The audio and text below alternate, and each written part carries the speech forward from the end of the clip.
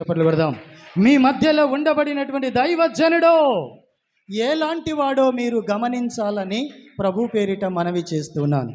ఎందుకంటే దేవుని ఆత్మచేత నడిపించబడుతున్నటువంటి దైవజనుల, లేకపోతే లోకానుసారంగా బ్రతుకుతూ ఏదో టైంపాస్కు చేస్తున్నటువంటి ఉద్యోగంలాగా చేస్తూ వెళ్తున్న వారా, మీ కల్లెపల్లి గ్రామంలో ఉండబడినటువంటి వారందరూ, ఈ చుట్టుపక్కల ఉండబడిన వారందరూ కూడా గమనించాలని ఒక చిన్న మాట చెప్పేసి నేను ముగిచ్చేస్తాను. ఎందుకంటే సమయం లేదు.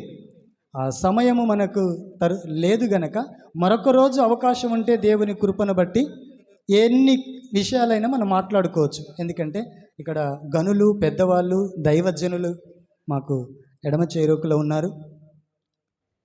మీరు ఓపికతో ఇంతకాలం అంటే ఇంత టైం వరకు కూర్చొని ఉన్నారు కాబట్టి టైంను ఇక వృధా చేయకుండా మిమ్మల్ని వదిలిపెట్టడానికే దైవజనులు ఇష్టపడతా ఉన్నారు. అందుకోసమనే ఎక్కువ మిమ్మల్ని ఇబ్బంది పాలు చేయను. ఎందుకనంటే మీ మధ్యలో ఉండబడినటువంటి దైవజనుడి యొక్క నడతను ప్రతి ఒక్కరూ కూడా గమనించాలని ప్రభు పేరిట మనవి చేస్తున్నాం. వారు చెప్పిన మాట ఏంటంటే, నాకున్న ఆస్తి ఏంటిదట? నా పిల్లలకు నేను ఇచ్చు ఆస్తి అంతస్తులు, ఐశ్వర్యాలు, డబ్బులు కాదన్నా, నేను కలిగిన నా దేవుణ్ణే నా పిల్లలకి ఇస్తాను. ఇదే ఆస్తి, దీనిలోనే బ్రతకాలి, దీనిలోనే జీవించాలని ఒక తీర్మానం చేసుకొని నడుస్తున్నాడు. అందుకొరకనే ఈ కల్లెపల్లి ఎంత దూరం ఉందో మేము మొదట్లో వచ్చినప్పుడు చూసాం. ఆ ఓపెనింగ్ టైంలో కూడా మేము వచ్చినటువంటి సందర్భంలో ఈ 3 పిల్లర్స్ మందు చర్చి వేసి నిర్మాణం వేసినప్పుడు అటు చూస్తేనేమో పెద్ద ఎన్ని సంవత్సరాల సందు నడుస్తున్నటువంటి ఒక దేవాలయం ఉంది. ఈ కడలో ఒక చిన్న మందిరం ఉన్నది. ఈ మందిరంలో స్టార్ట్ చేసినటువంటి ప్రేయర్ ఆ రోజు అది గుర్తుంది. 10 సంవత్సరాల తర్వాత మళ్ళీ ఇప్పుడు చూస్తున్నాను. అందుకొరకనే నేను అన్నిటినీ చూసిన వాడను కనుక ఒక మాట చెప్పి నేను ముగిచ్చేస్తాను. ఎందుకు అనంటే, ప్రియ సహోదరి సహోదరులారా, కల్లెపల్లి ప్రాంతంలో ఈ సంఘానికి సంబంధించినటువంటి వాళ్ళందరూ కూడా మీ మధ్యలో ఉండబడిన దైవజనుడు ఎలాంటి వాడో గమనించాలని ప్రభు పేరిట మనవి చేస్తున్నాం. ఆనాడు మొదటి రాజుల గ్రంథంలో 18వ అధ్యాయము 37వ వచనంలో రాయబడినటువంటి మాట ప్రకారంగా అక్కడ జరిగినటువంటి సన్నివేశాన్ని నేను చెప్తాను. మీరు ఎక్కువ తీయకండి. ఎందుకంటే అక్కడ యెజబేలుకు భయపడి ప్రాణాన్ని అరచేతిలో పెట్టుకుని దాచుకున్నటువంటి పారిపోయినటువంటి ఏలియా గారి చరిత్ర అక్కడ రాయబడింది. అక్కడ ప్రజలందరూ చూస్తూ ఉన్నారు. అక్కడ ఉండబడినటువంటి దైవజనుడు ఎలాంటి వాడంటే, ఆయన ఒంటి మీద వస్త్రం, గొంగడి తప్ప ఏమీ లేదు. సర్వస్వమును కోల్పోయి ప్రాణాన్ని అరిచేతులు పెట్టుకొని తిరుగుతున్నటువంటి దైవజనుడు. ఆ దైవజనుని చూసి అందరూ హేళన చేసి ఉండవచ్చు. ఓయ్, నువ్వేమి సేవకుడివయ్యా అనొచ్చు, నువ్వేంటయ్యా అని ఉండవచ్చు. కానీ ఆయన దేవుణ్ణి విడువక ఎడబాయక దేవునితో నడిచినటువంటి సేవకుడే ప్రవక్త అయినటువంటి ఏలియా గారు. లోకములో ఏమి ఉన్నా లేకపోయినా యేసయ్య మన తోడుంటే చాలు. ధనమైతే లేదు గాని దర్శనము ఉంది నాకు.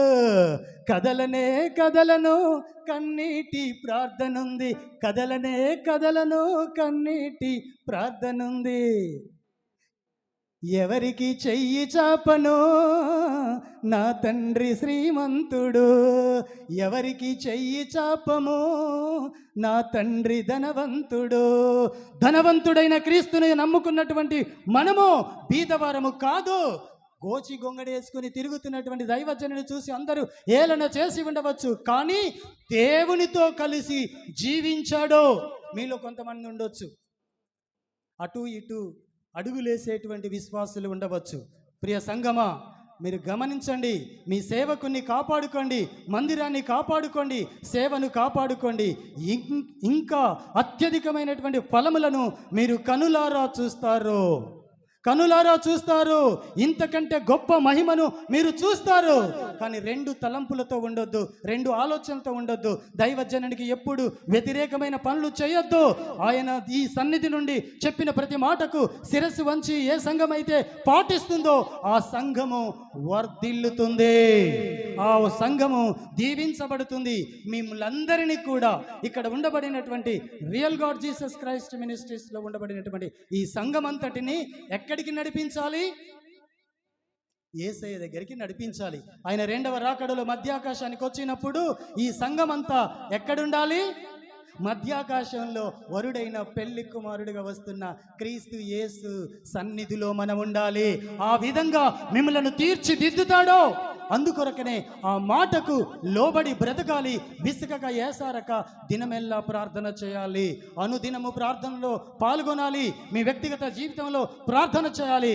దైవజనుడంటే ఎవరో కాదు, మీకును దేవునికిని మధ్యలో వారధి.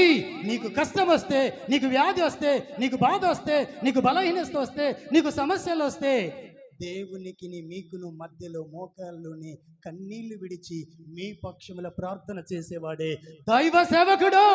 పేదవాడని బీదవాడని ఆస్తులు లేవని అంతస్తులు లేవని ఏమీ తెలియదని దయచేసి ఎవరు హేళన చెయ్యవద్దో. ఏ సేవకుని జోలికి మీరు వెళ్ళకండి. సేవ చేసేవారికి అవకాశం ఇవ్వండి. గొప్పగా మీరు దీవించబడతారు. అయితే ఆనాడు ఉండబడినటువంటి ఆ సేవకుడు కూడా అందరికీ చీపుగా కనపడొచ్చు.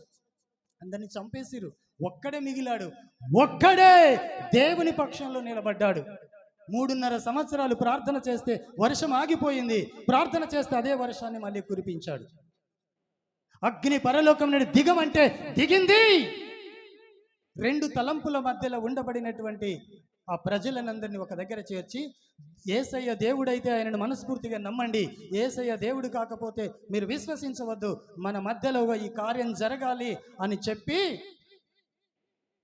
ఒక బలిపీఠాన్ని కట్టి, బలిపీఠం మీద 2 కోడెలను కోసి దాని మీద పెట్టి వాళ్ళకు ఛాలెంజ్ విసిరాడు. 850 మంది మాంత్రికులు ఒక పక్షంలో, ఒకే ఒక్కడు దైవజనుడు ఒక పక్షంలో ఉన్నాడు. మీరు అనేకులు ఉన్నారు కదా, మీరే ప్రార్థన చేయమన్నారు. వాళ్ళు ప్రార్థన చేస్తే ఉదయం మొదలుకొని సాయంకాల సమయం వరకు బలి అర్పించే ఇదిగో ఈ సమయం వరకు వాళ్ళు అనేక విధాలుగా యజ్ఞాలు చేశారు, యాగాలు చేశారు, హోమాలు చేశారు, రక్తాన్ని చిందించి వల్లించి ప్రార్థనలు చేశారు. కానీ అగ్ని రాలే. ఎందుకంటే ఇప్పుడున్నటువంటి మాంత్రికులు, ఇప్పుడున్నటువంటి తెలివితేటలు అగ్ని కింది నుంచి పుట్టించగలరు.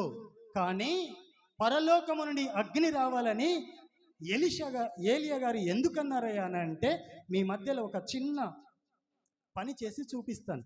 ఇది ఇంతవరకు ఎప్పుడు ఎక్కడ చేయలేదు. దేవుని కృపను బట్టి ఇక్కడ అవకాశాన్ని ఇచ్చాడు. ఇదిగో ఇక్కడ మన మధ్యలో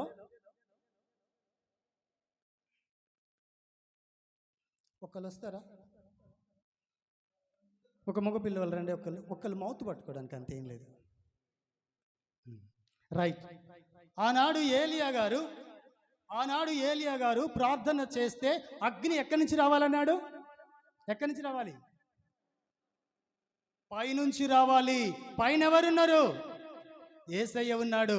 అగ్ని వస్తే దేవుడు పంపించాలి. ఈ లోకంలో మీరు డ్రామాలు వేస్తారు, నాకు అర్థమవుతుంది. కానీ అగ్ని పరలోకము నుండి దిగి రావాలి, ఈ బలి అర్పణలను కాల్చివేయాలి. అయితే వీళ్ళేం ప్లాన్ చేసిరంటే, మేము ఎలాగూ నీళ్ళల్లో మంటలు పెట్టే మాంత్రికులు ఉన్నాం కదా, ఆనాడు మోషే గారి నాయకత్వంలో ఇజ్రాయేల్ ప్రజలను కాపాడడానికి వెళ్ళినప్పుడు దేవుడు ఆజ్ఞాపించగా కర్రను అక్కడేస్తే పాము అయింది. ఆనాడు అక్కడ ఉండబడినటువంటి మాంత్రికులందరినీ ఫరో పిలిపించేసి పాములను తయారు చేశాడు, కర్రలను వేసి. ఆ పాములన్నిటినీ దేవుని కర్ర పాముగా మారినటువంటి ఆ పాము మోషే అభిషేకంతో నడిపించినటువంటి వాడు మింగివేసింది. అందుకోసమనే ఈరోజు కూడా మీరు ఏదైనా ఇలాంటి జిమిక్కులు చేసి వేస్తారు. అందుకోసమనే నీవు ప్రార్థన చేస్తే, మీరు ఆరాధిస్తున్నటువంటి దైవములు దేవుళ్ళు అయితే పరలోకము నుండి అగ్ని రావాలి, ఛాలెంజ్ అని చెప్పి ఛాలెంజ్ విసిరి వాళ్ళతో చెప్పాడు. చెప్పితే వీళ్ళందరూ అనుకున్నాడు, వీడు ఒంటిగాడు, వీడేం చేస్తాడు అని అనుకున్నారేమో. 850 మందికి అవకాశం ఇస్తే దిగిరాని అగ్ని దేవుని సేవకుడనైతే అగ్ని దిగివచ్చునుగా కంటే ఆకాశం నుండి అగ్ని కురిపించబడింది. ఇప్పుడు మీరు చూస్తున్నారు ప్రియ సహోదరి సహోదరులారా, నా చేతిలో ఏ రకమైనటువంటి నుప్పు లేదు. నుప్పు పెట్టాలంటే ఏం చేయాలి? అగ్గి పెట్టేయాలి, మండించాలి కదా, గ్యాస్తో ఏదో ముట్టియాలంటే కదా. ఇక్కడ ఉంచబడినటువంటి ఇదిగో ఇక్కడ ఉంది, ఇక్కడ అగ్ని పుట్టించడానికి ఆనాడు వాళ్ళు ఏం చేస్తారని ముందుగా దేవుడు ఆలోచన చేశాడు. అందుకోసమనే మీ జిమిక్కులు నడవవు, అగ్ని పరలోకం నుండి రావాలి. మీ మధ్యలో ఉన్న సేవకుడు ఒంటిగాడే కావచ్చు, ఆస్తి లేనివాడే కావచ్చు, ఎలాంటి స్థితిగతులు లేకపోవచ్చు, పానాన్ని అరిచేతిలో పెట్టుకొని ఉండబడినటువంటి వాడు ఒక్కడే మోకరించి ప్రార్థన చేస్తే ఆకాశ మహాకాశాలు పట్టజాలని మహాదేవుని సన్నిధి నుండి అగ్ని దిగి వచ్చి వాటిని కాల్ చేసింది. ఈ 850 మంది ఉదయం నుంచి సాయంకాల సమయం వరకు చేస్తే రాని అగ్ని ఒక్కడు ప్రార్థన చేస్తే వచ్చింది. అందుకొరకే ప్రియ సహోదరి సహోదరులారా, జాగ్రత్తగా అమరే సెల్ తీసుకో, నువ్వు దగ్గరికి వచ్చి అది ఓకే, అది అవుతుంది కానీ ఇక్కడికి వచ్చి సరే. చూడండి, ఈ సమయంలో ఒకవేళ దేవుని శక్తి అయితే పైనుంచి రావాలి. ఇది ఏమైనా యాసిడ్ కాదు. ఇగో యాసిడ్ అయితే నా మాడిపోతుంది. యాసిడ్ కాదు, యాసిడ్ కాదు, ఇగో ముట్టుకున్నా. కానీ ఆనాడు ఆ మాంత్రికులు వాళ్ళందరూ కూడా ఈ పని చేస్తారని, అందుకొరకే అగ్ని ఎక్కడి నుంచి రావాలి? పరలోకము నుండి అగ్ని రావాలి అని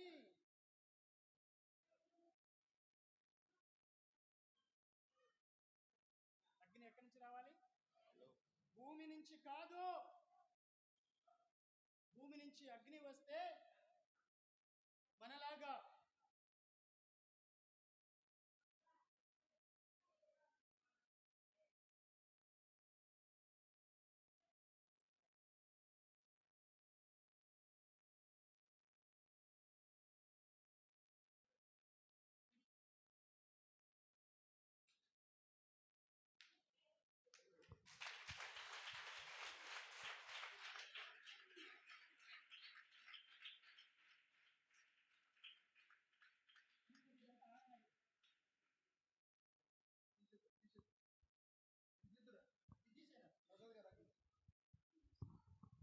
అమ్మమ్మ కాలుతుందిరా, కిందకి పట్టు, తీసేనా త్వరగా. ఓకే, రైట్, సరే, మంచిది. ప్రియ సహోదరి సహోదరులరా, వాళ్ళ మధ్యలో ఇలాంటి గొప్ప గొప్ప తంత్ర విద్యలు క్రియలు చేసేవారు ఉన్నారు. ఇదే కాదు, చాలా ఉన్నాయి నా దగ్గర. కానీ ఒకరోజు టైం తీసుకొని అన్నీ చేసిపోతాం. మంత్రగాళ్ళు మిమ్మల్ని ఎట్లా అన్యాయం చేస్తున్నారో, ఏ విధంగా వాళ్ళు ఈ పని చేస్తున్నారో, ఎలాగ దయ్యాలను బట్టి మిమ్మల్ని ఇబ్బంది పాలు చేస్తూ ఉన్నారో, ఇవన్నిటిని క్రియేట్ చేసి ఎలాగ చేస్తున్నారో, వీటన్నిటిని మించినది దైవ శక్తి, యేసయ్య శక్తియే తప్ప ఏదీ లేదు. ఇలాంటి క్రియలు చేసి అగ్ని కురిపిస్తారని చెప్పేసి ఛాలెంజ్ ఏం చేశాడు? పరలోకము నుండి అగ్ని దిగి రావాలి. కింద నుంచి అయితే నాలాగా ఎవడైనా చేస్తాడు, కానీ పరలోకం నుండి అగ్ని కురిపించటము సేవకుని వలనే అవుతుంది. అది కూడా శ్రేష్టమైనటువంటి యోగ్యమైనటువంటి బలి అర్పించినటువంటి సేవకునికి మాత్రమే సాధ్యమవుతుంది. కాబట్టి ప్రియ సహోదరి సహోదరులారా, ఈ సమయంలో మీకు చెప్పవలసిన విషయం ఏమిటంటే, మీ మధ్యలో ఉండబడిన దైవ సేవకుడు నిజమైనటువంటి సేవకుడా కాదా అని సంఘము గుర్తించాలంటే ఆ లక్షణాలను మీరు గుర్తుపట్టాలి. పోకిరి మాటలు, చిన్న వేసుడు మాటలు, ఏ రకమైనటువంటి విషయాలలో ఉన్నారో, ప్రార్థన పరుడా కాదా చూసుకోవాలి. అప్పుడే సంఘము వర్ధిల్లబడుతుంది. ఈ సంఘము ఇంతగా ఆశీర్వదించబడింది, వర్ధిల్లబడిందంటే మీ మధ్యలో ఉన్న సేవకుడు కష్టపడి దేవుని సన్నిధిలో మీకును దేవునికి మధ్యలో వారధిగా ప్రార్థిస్తున్నాడో. ఈ ప్రార్థన వృధా కాదు, ఈ ప్రయాసం వృధా కాదు. త్వరలో రానున్న క్రీస్తు యేసు కొరకు ప్రయాసపడిన వాని కుటుంబం వర్ధిల్లుతుంది. ఇంకెన్నో రోజులు లేదు. కాబట్టి ప్రియ నా సహోదరి సహోదరులారా, చెప్పవలసినటువంటి విషయాలు అనేకములు ఉన్నాయి. మిమ్మల్ని అందరినీ కూడా సాయంత్రం 5 గంటల వరకు కన్ను రెప్ప వాల్పకుండా మేము చేయగలము, కానీ మీ బాధ కూడా చూడాలి కదా తల్లి. అందుకొరకనే మీ మధ్యలో ఉన్నటువంటి సేవకుని మీరు మాత్రము మర్చిపోవద్దని ప్రభు పేరిట మనవి చేస్తున్నాం. నిర్గమకాండ 32వ వచనంలో ఉంటుంది ఈ మాట. మోషే దేవుని ప్రజలకు మధ్యలో వారి పైన పడినటువంటి శాపాన్ని, పాపాన్ని అన్నిటినీ కూడా విడిపించడానికి విజ్ఞాపన చేసేవాడు సేవకుడు. కష్టపడి ఉపవాసం ఉండి కన్నీరు విడిచి అనుదినము మీకోసము ప్రార్థిస్తున్నారు కనుకనే మీరు క్షేమంగా సురక్షితంగా ఉన్నారు. మీ పాడి పంటలు, మీ కుటుంబాలు వర్ధిల్లుతాయి. మందిరమే లేకపోతే, దేవుని సేవకులే లేకపోతే, వారి ప్రార్థనే లేకపోతే మొత్తం కూడా ఎడారిగా మారిపోతుంది, ఎడారిగా మారుతుంది. అందుకొరకనే దైవ సేవకులను కనిపెట్టుకొని వారితో కలిసి సావాసం చేయాలి. ఏ అవసరత వచ్చినా మేమున్నాము అని ఎవరైతే కుటుంబాన్ని చేర్చుకుంటారో, దైవజనుని ఆశ్రయాన్ని హక్కును చేర్చుకుంటారో, వారు, వారి కుటుంబాలు, వారి గ్రామం, వారి సంఘం, వారి చుట్టుపక్కల ఉన్న ప్రాంతమంతా కూడా వర్ధిల్లబడుతుందని మనవి చేస్తే ఈ మాటలు నేను ముగించుకుంటున్నాను. సరే, మంచిది. ఈ సమయంలో